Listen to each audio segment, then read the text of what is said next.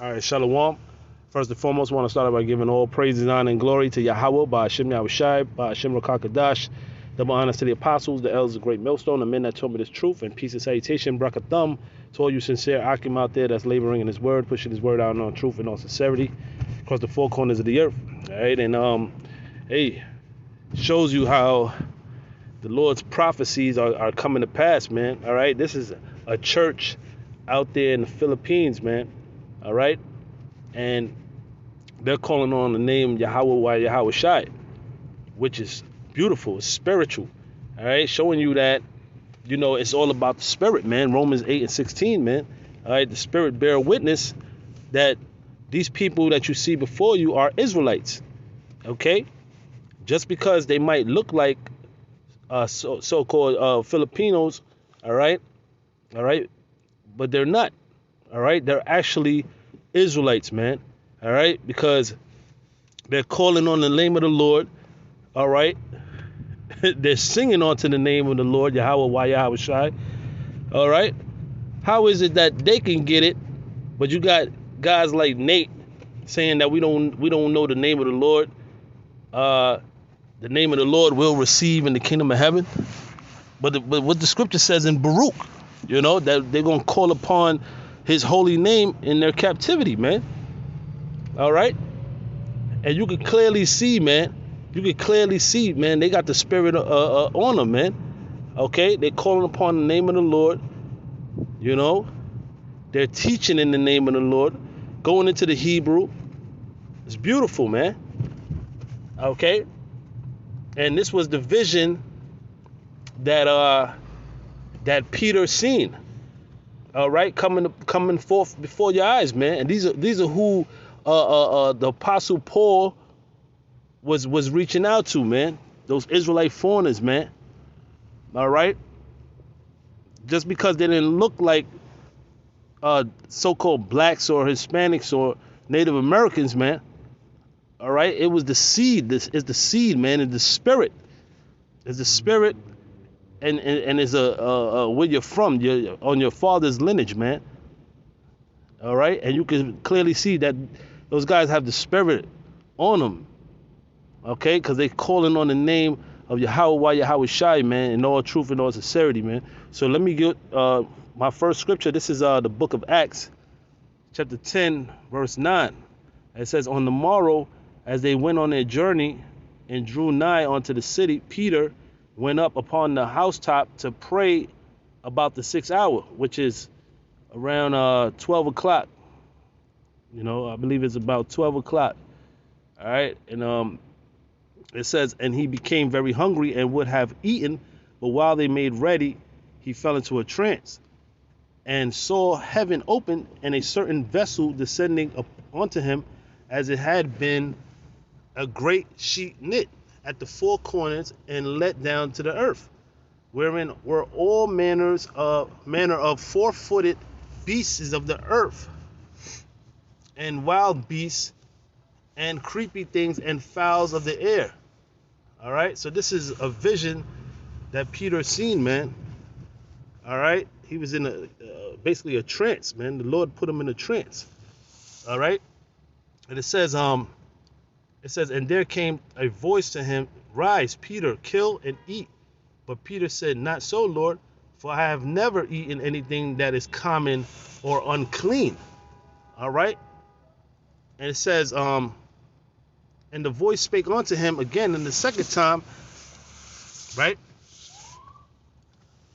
Salakia. And it says the voice came unto him. Salakia, brothers, I'm kind of driving right now, so you know there's a lot of traffic. Okay. It says, and there came a voice to him, rise, Peter, kill and eat. And Peter said, not so, Lord, for I have never eaten anything that is common or unclean. And the voice spake unto him again the second time, what the Most High have cleansed, that call not thou common. This was done thrice, and the vessel was received up again into heaven. All right, so this was it wasn't actually, you know, the Lord telling Peter to go ahead and eat unclean animals. No.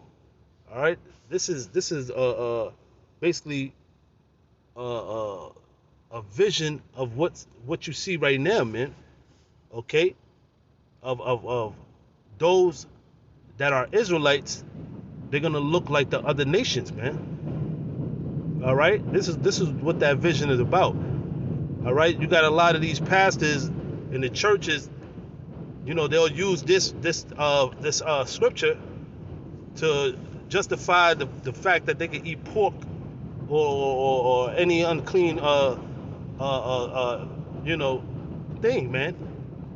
You know, and that's not what it's saying. It's talking about those that are Israelites, all right? Because the Lord, for one, scattered us, man. Okay, that's a part of the curses, that we were going to be scattered as a nation.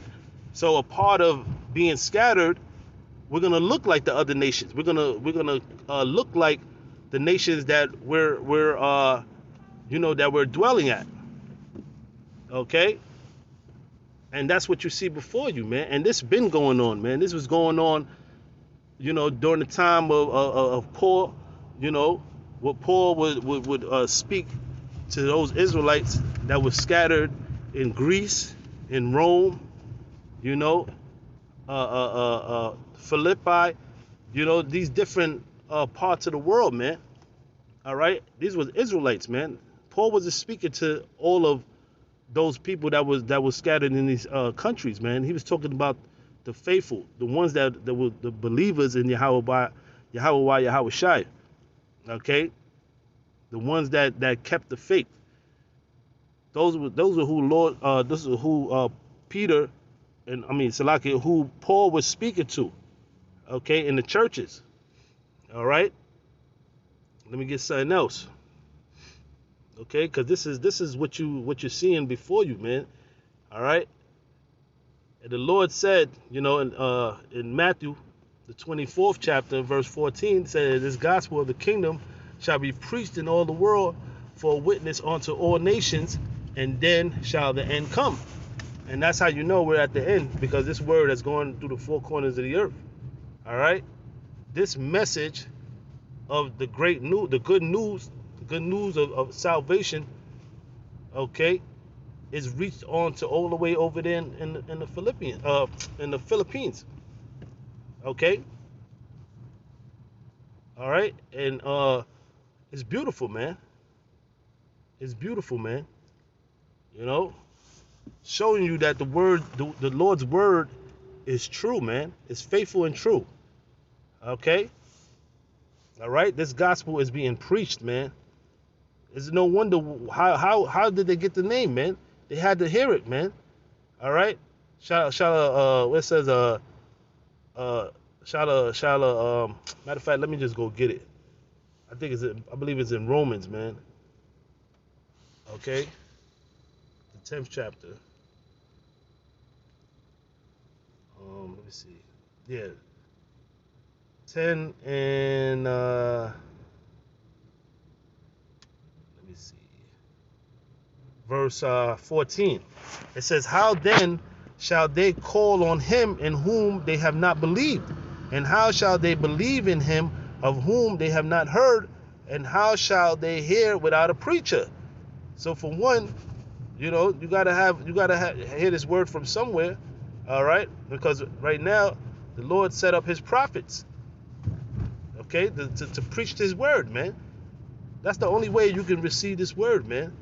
All right, unless a preacher sent. Okay, now you got a whole, you know, you got false teachers, you got false prophets. All right, but the Spirit of the Lord, you know, is going to manifest in these last days. And you know, the elect, like the scripture says, the Lord's sheep shall hear his, you know, shall hear his words. Okay. All right, and they're gonna follow him. You know, that's how we know that this word is true. What the words are saying in these latter days, man, that this word is gathering the elect. That's what's going on right now. That right before your eyes, man, you're seeing the elect getting gathered all by this word. Okay, so it's beautiful, man. Okay, the Lord said he's going to send pastors, okay, according to his heart, that shall feed his sheep with wisdom and knowledge. All right, and it says, verse 15, and how shall they preach except they be sent?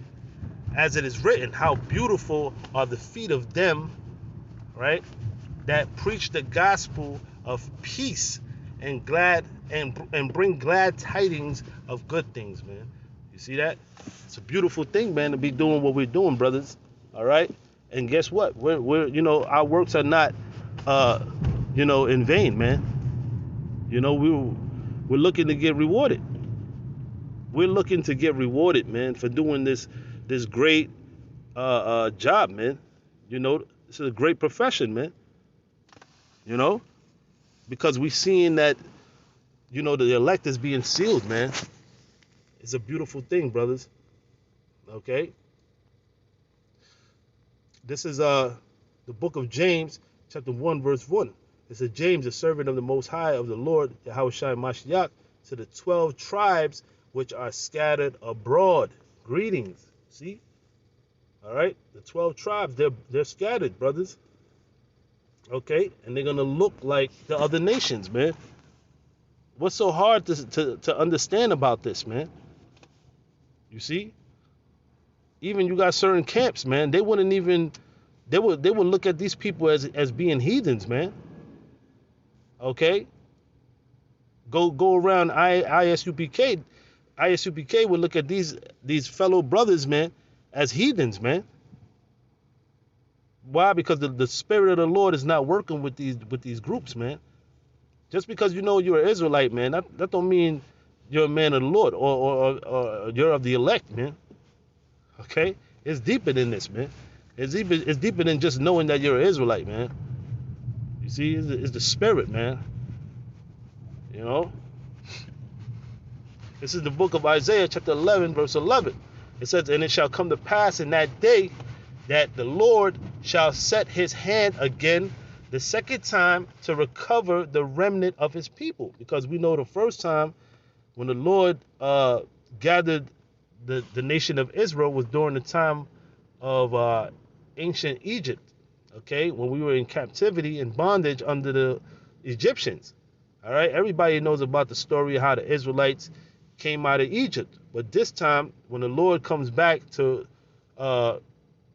recover the remnant of his people, it's going to be by the way of so-called UFOs, by chariots, man. All right, wherever the elect is scattered, that's when the Lord is going to beam up in those particular islands, man. Okay, or those particular regions, all right, where the elect is. Okay, the Lord's going to